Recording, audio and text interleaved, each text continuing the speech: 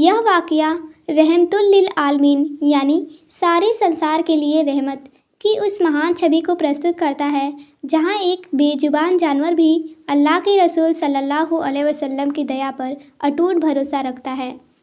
एक दिन अल्लाह के नबी सल्लल्लाहु अलैहि वसल्लम मदीने के पास से गुजर रहे थे। गर्मी का मौसम था और चारों ओर खामोशी थी। अचानक आपके कानों में एक दर्द भरी आवाज़ पड़ी। आपने मुड़ के देखा कि एक शिकारी के जाल में एक हिरनी फंसी हुई थी। शिकारी पास ही कहीं आराम कर रहा था। हिरनी ने जैसे ही आपका नूरानी चेहरा देखा, उसने इंसानी ज़बान से अर्ज किया, ऐ अल्लाह के रसूल, मैं बड़ी मुसीबत में हूँ। मेरे 2 छोटे बच्चे उस पहाड़ की ओट में भूखे तड़प रहे हैं। मेरे थन दूध से भरे हुए हैं और उन्हें मेरी ज़रूरत है।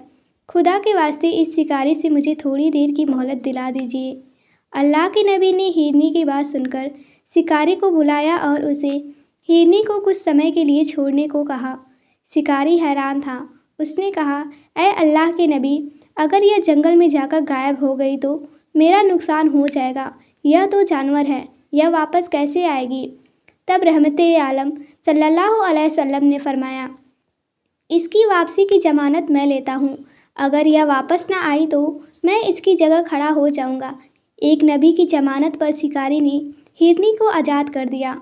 हिरनी हवा की रफ्तार से अपने बच्चे की तरफ भागी। जब हिरनी अपने बच्चे के पास पहुंची तो बच्चे दूध पीने के लिए लपके, लेकिन हिरनी की आंखों में आंसू थे। उसने बच्चों से कहा, जल्दी दूध पी लो, क्योंकि मैंने अल्लाह के रसूल सल्लल्लाहु अलैहि वसल्लम को अपनी ज़मानत पर छोड़ रखा है।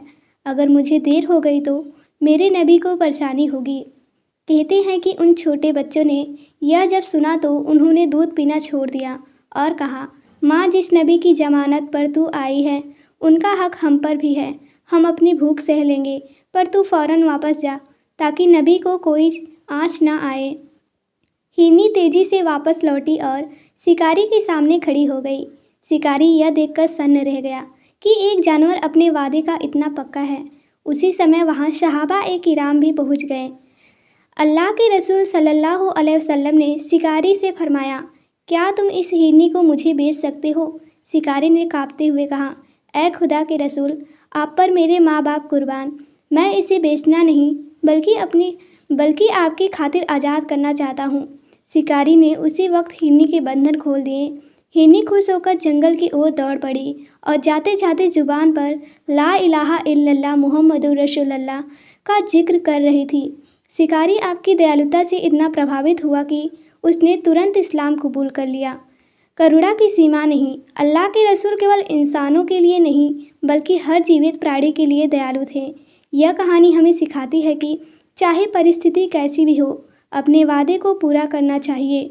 प्रकृति और जानवर भी अपने बनाने वाले और उसके रसूल को पहचानते हैं। तो हमारे प्यारे दोस्तों, मेरी ये छोटी सी स्टोरी आपको कैसी लगी? पसंद आई तो प्लीज़ वीडियो को लाइक कर देना। चैनल पे नए हो तो चैनल को सब्सक्राइब करके बेल आइकन को प्रेस कर देना ताकि हमारे आगे आने वाली आगे की कहानी आप तक पहुंच सके। तब तक के लिए अस्सलाम वालेकुम।